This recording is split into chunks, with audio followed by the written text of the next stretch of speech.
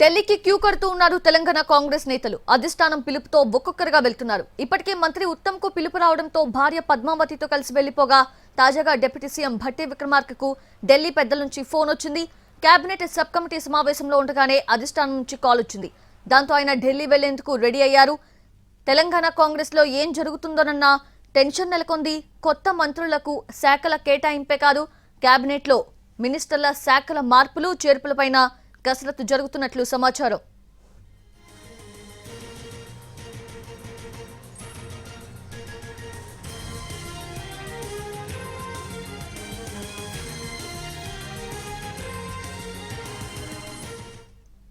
తెలంగాణ కాంగ్రెస్ నేతలు ఢిల్లీకి క్యూ కడుతూ ఉన్నారు. అధిష్టానం పిలుపుతో ఒక్కొక్కరుగా వెళ్తూ ఉన్నారు.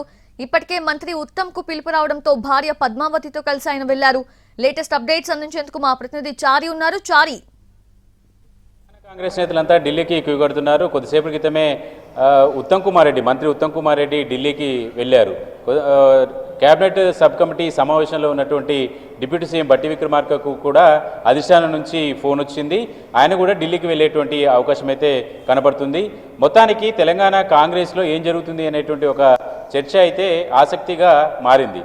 ఇప్పటికే 2 రోజులుగా ఢిల్లీలో ఉన్నటువంటి సీఎం రేవంత్ రెడ్డి పార్టీ అధిష్టానం ముఖ్య నాయకులందరితో కూడా చర్చలు సంప్రదింపులు జరుపుతున్నారు. పార్టీ కమిటీతో పాటు కేబినెట్లో కొత్తగా చేరినటువంటి మంత్రులకు శాఖలకు కేటాయింపుకు సంబంధించినటువంటి అంశం మీద చర్చ జరుగుతూ వచ్చింది. అయితే ఈ చర్చ జరుగుతున్నటువంటి క్రమంలోనే ఉత్తమ్ కుమార్ రెడ్డిని కూడా హైకమాండ్ ఢిల్లీకి పిలిచింది.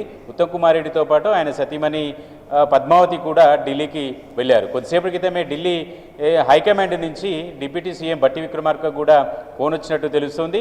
ఆయన కూడా ఢిల్లీకి వెళ్ళబోతున్నారు. ప్రధానంగా ఇప్పటి వరకు జరిగినటువంటి చర్చ ఏంటంటే, ఇటీవల జరిగినటువంటి కేబినెట్ విస్తరణలో 3 మంత్రి వర్గంలోకి వెళ్ళడానికి ప్రమాణ స్వీకారం చేశారు.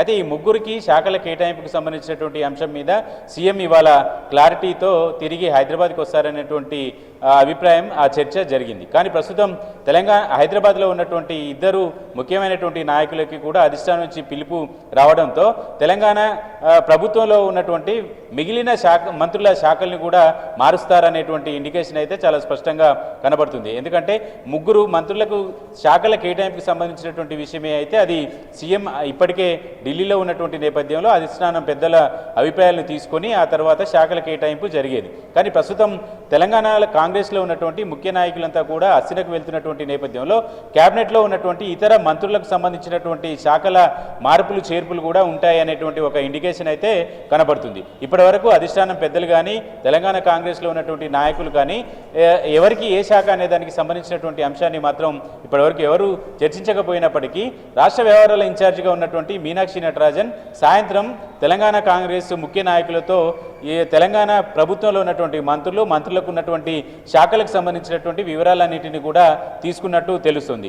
ఈ నేపథ్యంలోనే మిగతా మంత్రులకు సంబంధించినటువంటి శాఖల మార్పులు చేర్పులు కూడా ఉంటాయనేటువంటి ఇండికేషన్ ప్రధానంగా కనపడుతుంది. ప్రస్తుతం కేబినెట్లో ఉన్నటువంటి మంత్రులలో కీలకమైనటువంటి శాఖలు ఒకే మంత్రి దగ్గర ఇట్లా 2-3 మంత్రులు కీలకమైనటువంటి శాఖలు 2-3 మంత్రుల వద్దనే ఉన్నటువంటి పరిస్థితి ఉన్నటువంటి నేపథ్యంలో కొత్తగా 3 కేబినెట్లోకి వచ్చినటువంటి నేపథ్యంలో శాఖలకు సంబంధించినటువంటి మార్పులు చేర్పులు చేయాలనేటువంటి ఆలోచనతో అధిష్టానం ఉన్నట్టు తెలుస్తుంది. దాంట్లో భాగంగానే ముఖ్యమైనటువంటి కాంగ్రెస్ నాయకులందరినీ కూడా అస్సినకు పిలిచారనేటువంటి అభిప్రాయం కనబడుతుంది. కేబినెట్లో ఉన్నటువంటి 1-2 మంత్రుల మీద ఇప్పటికీ అధిష్టానానికి ఇటీవల జరిగినటువంటి సమీక్షా సమావేశాలలో ఇన్ఛార్జికి కూడా కంప్లైంట్ చేశారు. తెలంగాణ ప్రాంతానికి సంబంధించినటువంటి కాంగ్రెస్ నాయకులు, కొంతమంది ఎమ్మెల్యేలు కూడా ఫిర్యాదులు చేశారు. ఈ నేపథ్యంలో కేబినెట్లో ఉన్నటువంటి మంత్రులకు సంబంధించి వివిధ శాఖలకు సంబంధించినటువంటి మార్పులు చేర్పులు కూడా ఉంటాయనేటువంటి ఒక చర్చ అయితే జరుగుతుంది. వీటికి సంబంధించి ఢిల్లీకి అటు ఉత్తమ్ కుమార్ రెడ్డి ఇటు భట్టి విక్రమార్క చేరుకున్న తర్వాత కొంత క్లారిటీ వచ్చేటువంటి అవకాశం అవుతుంది. ఎందుకంటే ఇప్పటికీ సీఎం రేవంత్ రెడ్డి పార్టీకి సంబంధించినటువంటి ముఖ్య నాయకులందరితో కూడా 2 రోజులుగా సంప్రదింపులు చేస్తూనే ఉన్నారు.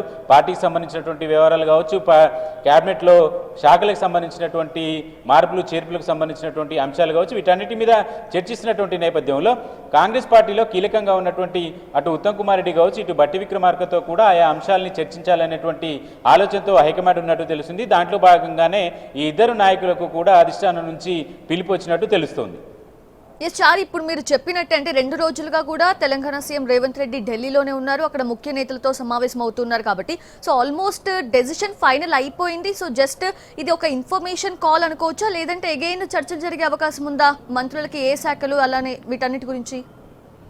అధిష్టానం గతం నుంచి చూస్తే తెలంగాణ కాంగ్రెస్లో ఎలాంటి పరిణామం చోటు చేసుకున్నా అది పార్టీలో పదవుల పంపకానికి సంబంధించి కావచ్చు, కార్పొరేషన్ చైర్మన్ల ఎంపికకు సంబంధించినటువంటి ప్రక్రియ కావచ్చు, ఏదైనా కూడా సీఎం రేవంత్ రెడ్డితో పాటు డిప్యూటీ సీఎం బట్టి విక్రమార్క, ఉత్తమ్ కుమార్ రెడ్డి, శ్రీధర్ బాబు, పీసీసీ చీఫ్ మహేష్ గౌడ్, రాష్ట్ర వ్యవహారాల ఇన్ఛార్జి మీనాక్షి నటరాజన్ వీళ్ళందరితో కూడా సంప్రదింపులు చేస్తున్నటువంటి ఆనవాయితీగా కొనసాగుతుంది. అయితే కాంగ్రెస్ హైకమాండ్ ఇప్పటికీ తీసుకున్నటువంటి నిర్ణయం కావచ్చు, సీఎంతో చర్చించినటువంటి అంశాలు కావచ్చు, శాఖల మార్పులకు చేర్పులకు సంబంధించినటువంటి విషయాలు కావచ్చు, వీటన్నిటిని కూడా క్యాబినెట్లో ఉన్నటువంటి సీనియర్ మంత్రిగా ఉన్నటువంటి ఉత్తమ్ కుమార్ రెడ్డి కావచ్చు, డిప్యూటీ సీఎంగా ఉన్నటువంటి బట్టి విక్రమార్కతో కూడా అధిష్టానము సీఎం చర్చల్లో వచ్చినటువంటి అభిప్రాయాలన్నింటినీ వీరితో షేర్ చేసుకునేటువంటి అవకాశం అయితే ఉంటుంది. కాబట్టి పదవుల పంపకంతో పాటు ఇప్పుడు శాఖల మార్పులు చేర్పులు జరిగితే ఒకవేళ సీనియర్లు కూడా మా అభిప్రాయాన్ని కూడా తీసుకోలేదు అని అనే అవకాశం ఉంటుంది. కాబట్టి అందరి అభిప్రాయాల్ని తీసుకోవాలనేటువంటి ఆలోచనతో సీనియర్ల నుంచి దాంట్లో భాగంగానే ఉత్తమ్ కుమార్ రెడ్డిని, డిప్యూటీ సీఎం బట్టి విక్రమార్కని ఇద్దరిని కూడా ఢిల్లీకి పిలిచినట్టు తెలుస్తోంది. చారి, అపార్ట్ ఫ్రమ్ దీస్ డిస్కషన్స్ ఇంకేమైనా అంశాలు చర్చించే అవకాశం ఉందా? అండ్ ఫర్దర్ మోర్ వ్యూహాలు కానివ్వండి వీటన్నిటికి సంబంధించి అంటే ప్రధానంగా కాంగ్రెస్ పార్టీ బీసీ కులగణన అలాగే ఎస్సీ వర్గీకరణకు సంబంధించినటువంటి అంశాలన్నింటిలో కూడా కొంత దూకుడుగానే వివరించింది. వాటికి సంబంధించి సభలు సమావేశాలు ఏర్పాటు చేయాలనేటువంటి అభిప్రాయంతో ఉంది. వాటికి సంబంధించినటువంటి అంశం కూడా చర్చించినట్టు తెలిసింది. అయితే క్యాబినెట్లో శాఖల మార్పుల చేర్పులకు సంబంధించినటువంటి అంశమే ప్రధానమైనటువంటి అంశం కాబోతుంది. కాబట్టి వీటితో పాటుగా కేవలం ఇటీవల మంత్రులుగా ప్రమాణ స్వీకారం చేసినటువంటి ముగ్గురికే కాకుండా మిగిలిన మంత్రులు ప్రస్తుతం ఎవరైతే 11 మంది మంత్రివర్గంలో ఉన్నారో వాళ్ళ శాఖలకు సంబంధించినటువంటి మార్పులు చేర్పులు కూడా ఉంటాయనేది ప్రధానమైనటువంటి ఇష్యూ. కాబట్టి సభలు సమావేశాల కంటే ఇప్పుడు ప్రధానమైనటువంటి అంశం ఎవరి శాఖ మారుస్తారు, ఈ శాఖల్ని మారిస్తే ఆ మంత్రి ఎట్లా రియాక్ట్ అవుతారు, ఎవరికి ఏ శాఖ కేటాయించాలి, కొత్తగా వచ్చినటువంటి వాళ్లకు ప్రాధాన్య క్రమంలో పదవులు శాఖలు కేటాయిస్తారా, లేదంటే ఎలాంటి శాఖలు కేటాయిస్తారు, ఇదే ప్రధానమైనటువంటి అంశం. కాబట్టి మెయిన్ ఫోకస్ అంతా కూడా క్యాబినెట్లో శాఖల మార్పులు చేర్పులకు సంబంధించి కూర్పు జరుగుతున్నటువంటి క్రమంలో వీటి మీదనే ఎక్కువ చర్చ జరిగేటువంటి అవకాశం ఉంది. దాంట్లో భాగంగానే మార్పులు చేర్పుల క్రమంలో వివాదం చోటు చేసుకోకుండా అందరి అభిప్రాయాన్ని కూడా సేకరించిన తర్వాతనే వాటిని ఫైనల్ చేయాలనేటువంటి ఆలోచనతో కాంగ్రెస్ హైకమాండ్ ఉన్నట్టు తెలుస్తుంది. దాంట్లో భాగంగానే సీఎం రేవంత్ రెడ్డితో ఇప్పటికీ 2 రోజులుగా చేసినటువంటి కసరత్తు కావచ్చు, అభిప్రాయ సేకరణ కావచ్చు, ఈ అంశాలన్నింటినీ అటు డిప్యూటీ సీఎం బట్టి విక్రమార్క, ఉత్తమ్ కుమార్ రెడ్డితో కూడా షేర్ చేసుకునేందుకే వాళ్ళని ఢిల్లీకి పిలిచారని అనుకోవచ్చు. అండ్ చారి, అభిప్రాయ సేకరణ విషయం పక్కన పెడితే ఎవరినైతే అంటే ఏ శాఖ నుంచి ఏ మంత్రినైతే తప్పించి వేరే శాఖకి ఇవ్వడం లేదంటే ఎడిషన్ సబ్ట్రాక్షన్ ప్రాసెస్ జరుగుతుంది కాబట్టి ఇన్ దట్ వే సో ఈ లిస్ట్లో ఎవరినైతే వాళ్ళు ఫైనలైజ్ చేసుకున్నారో చర్చల్లో సో ఆ మంత్రుల్ని పిలిచి ఏమైనా మాట్లాడే అవకాశం ఉంటుందా అగైన్?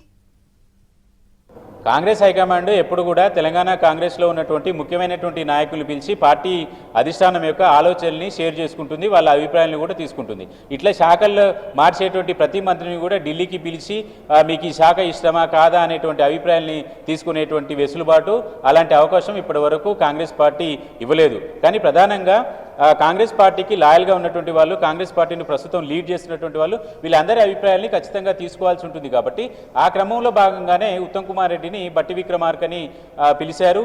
ఇప్పటికీ 2 రోజులుగా సీఎం రేవంత్ రెడ్డి ఢిల్లీలోనే ఉన్నారు. ఆ శాఖలకు సంబంధించినటువంటి కసరత్తు అంతా కూడా చేసినటువంటి క్రమంలో కొత్తగా శాఖల మార్పులు చేర్పులు జరుగుతున్నటువంటి మంత్రులకు సీఎం రేవంత్ రెడ్డి చెప్పుకునేటువంటి అవకాశం ఉంటుంది. మార్పులు చేర్పులు ఎందుకు చేయాల్సి వచ్చిందని, ఒకవేళ సీనియర్గా ఉండి ఆయన శాఖను కూడా మార్చాల్సి ఉంటుంది అంటే కూడా అలాంటి సందర్భంలో కూడా అధిష్టానం ఆయా మంత్రులు కూడా పిలిచేటువంటి అవకాశం ఉంటుంది. నేరుగా ఫోన్లో సమాచారం అయినా ఇచ్చే అవకాశం ఉంటుంది. కాబట్టి వీటికి తోడుగా రాష్ట్ర వ్యవహారాల ఇన్ఛార్జిగా మీనాక్షి నటరాజన్ కూడా ఉన్నారు. కాబట్టి ఆమె కూడా ఆ బాధ్యతల్ని తీసుకునే అవకాశం ఉంటుంది. కానీ ప్రస్తుతానికి జరుగుతున్నటువంటి ఎపిసోడ్లో ఎవరి శాఖలు మారబోతున్నాయి, ఎవరికి ఏ శాఖ వస్తుంది అనేటువంటి అంశాలన్నిటి కూడా ఇంకా క్లారిటీ రాలేదు. ప్రస్తుతం ఇంకా హైకమాండ్ కసరత్తు చేస్తుంది. కాబట్టి ఈ ఇద్దరు నాయకుల్ని కూడా ఢిల్లీకి పిలిచింది. చారి, ఇప్పుడు వీళ్ళ స్కెడ్యూల్ ఎలా ఉండబోతోంది? ఇప్పటికే సీఎం రేవంత్ రెడ్డి అటు ఏఐసిసి అధ్యక్షుడు ఖర్గే, కేసీ వేణుగోపాల్, రాహుల్ గాంధీ వీళ్ళందరితో కూడా సమావేశమయ్యారు. ఈ నేపథ్యంలో క్యాబినెట్ విస్తరణకు సంబంధించి కావచ్చు, శాఖల కేటాయింపుకి సంబంధించి సీఎం దగ్గర ఆల్రెడీ ఖర్గే దగ్గర, అలాగే కేసీ వేణుగోపాల్, రాహుల్ గాంధీ వీళ్ళందరి దగ్గర కూడా ఇప్పటికీ ఒక అభిప్రాయానికి వచ్చి ఉంటారు. కాబట్టి ఈ అభిప్రాయాలన్నింటినీ కేసీ వేణుగోపాల్ దగ్గర CM Revanth Reddy, Uttam Kumar Reddy, deputy CM బట్టి విక్రమార్క వీళ్ళందరినీ కూర్చోబెట్టి తమ అభిప్రాయం ఏంటి, అధిష్టానం యొక్క ఆలోచన ఏంటి అనేటువంటి అభిప్రాయాన్ని షేర్ చేసుకోవచ్చు. ఈరోజు 5:30 ప్రాంతంలోనే ఉత్తమ్ కుమార్ రెడ్డి ఢిల్లీకి వెళ్ళారు. అంటే 2 గంటల జర్నీ అయినా 7:30-8 గంటల వరకు ఢిల్లీకి చేరుకునే అవకాశం ఉంది. ఢిల్లీలో పెద్దలు సమయానికి అందుబాటులో ఉంటే ఈరోజు భేటీ కొనసాగే అవకాశం ఉంటుంది. డిప్యూటీ సీఎం ఇంకా బయలుదేరుతారు కాబట్టి ఆయన రేపు కాంగ్రెస్ పార్టీ పెద్దల్ని కలిసే అవకాశం ఉంది. ఈరోజు యాక్చువల్గా క్యాబినెట్లో విస్తరణలో వచ్చినటువంటి 3 మంత్రులకి శాఖల కేటాయింపు ప్రక్రియ పూర్తవుతుందని అనుకున్నారు. కానీ ఇద్దరిని కూడా ఢిల్లీకి పిలిచినటువంటి నేపథ్యంలో ఈ భేటీ, ఈ చర్చలు రేపు కూడా కొనసాగే అవకాశం ఉంటుంది. కాబట్టి వాటి మీద ఢిల్లీకి వెళ్ళినటువంటి కాంగ్రెస్ పార్టీ నాయకులంతా కూడా ఢిల్లీ పెద్దల భేటీ తర్వాతనే శాఖల కేటాయింపు, శాఖల మార్పులు, ఏ శాఖ ఎవరికి ఇస్తున్నారనేటువంటి క్లారిటీ వచ్చే అవకాశం ఉంది.